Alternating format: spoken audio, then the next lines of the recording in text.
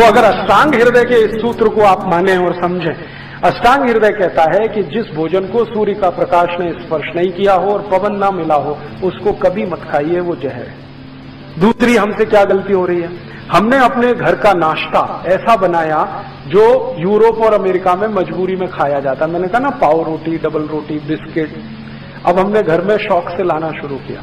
ज्यादातर घरों में ब्रेड पकौड़े नाश्ते में मैं देखता हूं, या ब्रेड का कोई ना कोई प्रिपरेशन नाश्ते में मिलता है। पूछो, कहते हैं बहुत इजी है।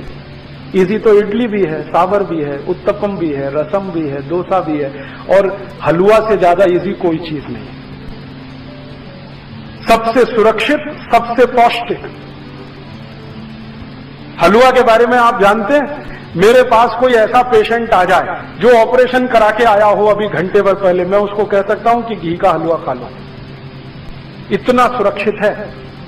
उस पेशेंट को रोटी नहीं खिलाई जा सकती, दाल नहीं खिलाई जा सकती, चावल नहीं खिलाया जा सकता, कम से कम 15 दिन। लेकिन मैं उसको ये जरूर कह देता हूं कि ऑपरेशन खत्म होते ही जैसे ही होश आए हलवा बना के खिला देना, देशी गाय के घी का, क्योंकि वो हीलिंग में बहुत मदद करता है। तो हलवा से ज्यादा तो कोई भी हमारे पास डिश नहीं है जो 5 मिनट में बन सके, लेकिन वो हलवा गायब हो रहा है धीरे धीरे। पाव रोटी आ गई, डबल रोटी आ गई, बिस्किट आ गया, घर में नूडल्स आ गए, और सवेरे के नाश्ते में ये जरूर है। और आयुर्वेद कहता है कि सवेरे का नाश्ता ही सबसे ज्यादा मजबूत होना चाहिए, उसी में भरपेट हम पाव रोटी, डबल रोटी खिला रहे हैं। कभी कभी बच्चों का बहाना बना देते हैं जी खाते नहीं वो, आपने खिलाने की आदत नहीं डाली तो वो खाएंगे क्यों? यहां से ही हमारी जिंदगी की गड़बड़ी शुरू हो रही है।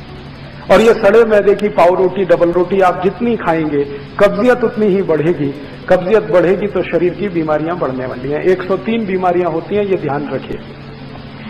आज मेरे पास सुविधा नहीं है, अगर एलसीडी प्रोजेक्टर होता तो मैं आपको यहां दिखाता। एलसीडी है?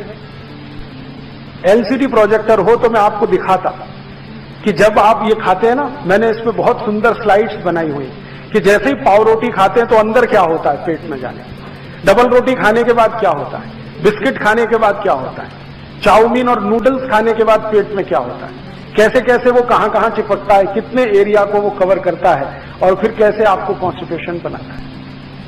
और उसका बनाने का जो तरीका कोई देख ले तो उसको घृणा हो जाए, इतने खराब तरीके से बनता है।